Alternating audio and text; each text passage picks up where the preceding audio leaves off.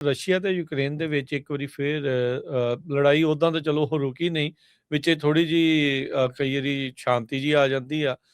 ਤਾਂ ਮੁੜ ਤੋਂ ਇੱਕ ਵਾਰੀ ਫੇਰ ਉੱਥੋਂ ਇਹ ਖਬਰਾਂ ਜਿਹੜੀਆਂ ਆਉਣੀਆਂ ਜ਼ਿਆਦੀਆਂ ਸ਼ੁਰੂ ਹੋਈਆਂ ਆ। ਮਿਜ਼ਾਈਲ ਅਟੈਕ, ਡਰੋਨ ਅਟੈਕ ਜਿਹੜੇ ਉਹ ਵਧੇ ਆ। ਬੀਤੇ ਦਿਨਾਂ 'ਚ ਯੂਕਰੇਨ ਨੇ ਉਹਨਾਂ ਦੇ ਜਿਹੜੀ ਰਿਫਾਈਨਰੀਜ਼ ਦੇ ਉੱਤੇ ਡਰੋਨ ਅਟੈਕ ਯੂਕਰੇਨ ਵਾਲਿਆਂ ਨੇ ਜਿਹੜੇ ਉਹ ਕੀਤੇ ਸੀਗੇ, ਉਸ ਦੀ ਹੁਣ ਜਵਾਬੀ ਕਾਰਵਾਈ ਕਰਦੇ ਹੋਏ ਰਸ਼ੀਆ ਨੇ ਤਾਂ ਇਹ ਉਦੋਂ ਕਿਹਾ ਸੀਗਾ ਵੀ ਅਸੀਂ ਹਟਣਾ ਨਹੀਂ, ਅਸੀਂ ਕੀਵ ਤੱਕ ਜਿਹੜੇ ਹੋਰ ਵੀ ਜ਼ਿਆਦਾ ਹਮਲੇ ਤੇਜ਼ ਕਰਾਂਗੇ।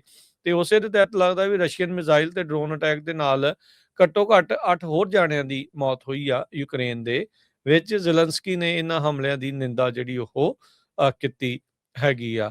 ਤੇ ਨਾਲ ਹੀ ਉਹਨਾਂ ਉਹਨਾਂ ਨੇ ਇਹ ਕਿਹਾ ਆ ਆਪਣੇ ਐਲਾਈਜ਼ ਨੂੰ ਕਿਹਾ ਆ ਵੀ ਭਾਈ ਸਾਡੇ 에ਅਰ ਡਿਫੈਂਸ ਨੂੰ ਬੂਸਟ ਕਰਨ ਦੇ ਲਈ ਸਾਨੂੰ ਤੁਹਾਡੀ ਮਦਦ ਦੀ ਜਿਹੜੀ ਜ਼ਰੂਰਤ ਹੈਗੀ ਆ।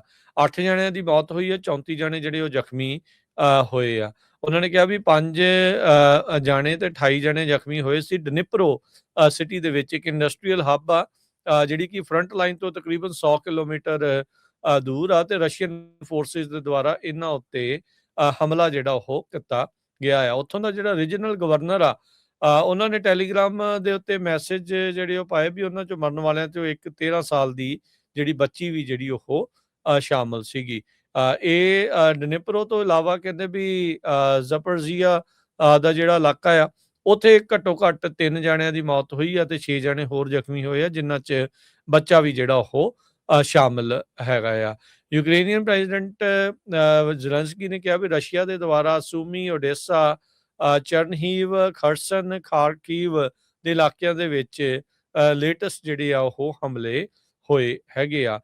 ਕ੍ਰੈਮਲਿਨ ਨੇ ਜਿਹੜਾ ਰਸ਼ੀਆ ਵਾਲਿਆਂ ਨੇ ਕਿਹਾ ਵੀ ਰਸ਼ੀਆ ਦੀ ਜਿਹੜੀ ਪੋਜੀਸ਼ਨ ਆ ਪੀਸ ਡੀਲ ਨੂੰ ਲੈ ਕੇ ਉਹ ਅਨਚੇਂਜਡ ਆ 2024 ਤੋਂ ਲੈ ਕੇ ਹੁਣ ਤੱਕ, ਜਿਹਦੇ ਵਿੱਚ ਇਹ ਆ ਵੀ ਜਿਹੜਾ ਵਲਾਦੀਮੀਰ ਪੁਤਿਨ ਆ ਉਹ ਕਿਹਾ ਵੀ ਜਿਹੜੇ ਕੀਵ ਦੀਆਂ ਫੋਰਸਿਸ ਆ ਉਹਨਾਂ ਨੂੰ 4 ਇਲਾਕੇ ਜਿਹੜੇ ਮਾਸਕੋ ਦੇ ਇਰਦ ਗਿਰਦ ਆ ਉਹ ਡਰਾ ਕਰਨੇ ਜਿਹੜੇ ਉਹ ਹੋਣਗੇ, ਤੇ ਉਹ ਆਪ ਜਿਹੜੇ ਉਹ ਕਰ ਦੇਣ ਤੇ ਪਬਲਿਕਲੀ ਇਹ ਕਹਿਣ ਵੀ ਅਸੀਂ ਨਾਟੋ ਦਾ ਹਿੱਸਾ ਨਹੀਂ ਬਣਾਂਗੇ।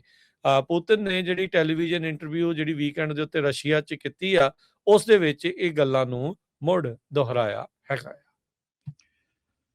ਰਸ਼ੀਆ ਤੇ ਯੂਕਰੇਨ ਦੇ ਵਿੱਚ ਇੱਕ ਵਾਰੀ ਫੇਰ ਲੜਾਈ ਉਦਾਂ ਤਾਂ ਚਲੋ ਉਹ ਰੁਕੀ ਨਹੀਂ, ਵਿੱਚੇ ਥੋੜੀ ਜੀ ਕਈ ਵਾਰੀ ਸ਼ਾਂਤੀ ਜੀ ਆ ਜਾਂਦੀ ਆ।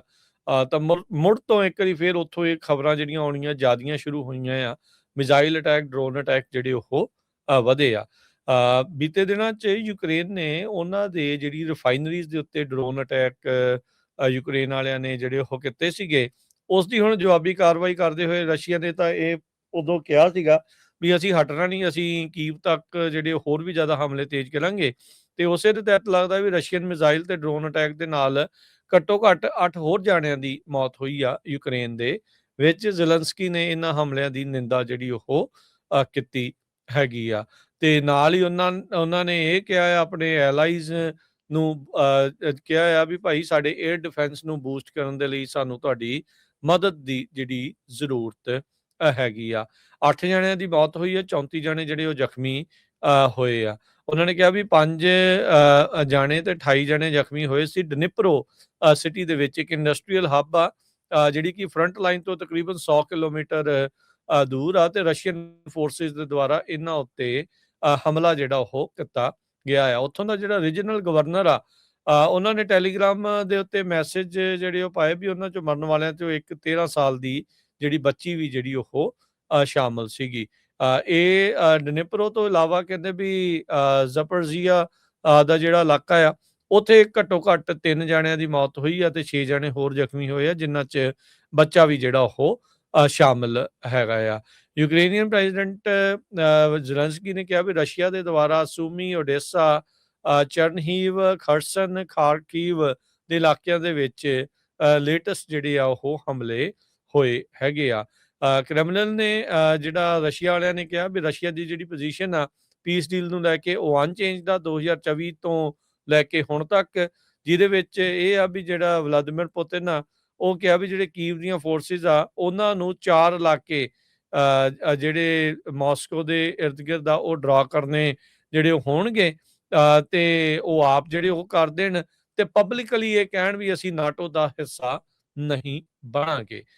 ਪੁਤਿਨ ਨੇ ਜਿਹੜੀ ਟੈਲੀਵਿਜ਼ਨ ਇੰਟਰਵਿਊ ਜਿਹੜੀ ਵੀਕਐਂਡ ਦੇ ਉੱਤੇ ਰਸ਼ੀਆ 'ਚ ਕੀਤੀ ਆ, ਉਸ ਦੇ ਵਿੱਚ ਇਹ ਗੱਲਾਂ ਨੂੰ ਮੁੜ ਦੁਹਰਾਇਆ ਹੈਗਾ ਆ।